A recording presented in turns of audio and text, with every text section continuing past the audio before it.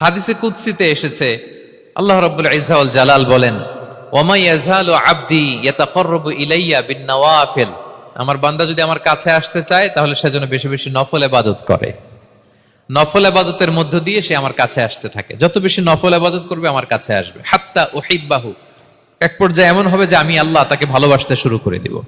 তার মর্তবা এত উপরে উঠে যাবে, কুনতু সামাআহুল্লাযী ইয়াসমাউ বিহা, তখন সে কান দিয়ে যখন শুনবে তার নিজ কানে শোনে না, সে আমি আল্লাহর কানে শোনে।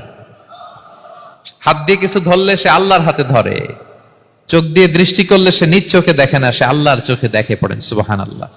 এবং হাদিসে এসছে, বিষ্ণু ইসা ইসলাম বলেন, আমাদের ফরজ নামাজে যদি কারো ঘাটতি হয়, আমাদের অনেকের এমন হবে যে ফরজ নামাজ পড়ে নাই অলসতা করে, তখন আল্লাহ ফেরেশতাদেরকে বলবেন, কি অবস্থা আমার বান্দার? বলবে, আল্লাহ অনেক ফরজ নামাজের তো ঘাটতি দেখা যাচ্ছে। তখন আল্লাহ বলবে, উনদুর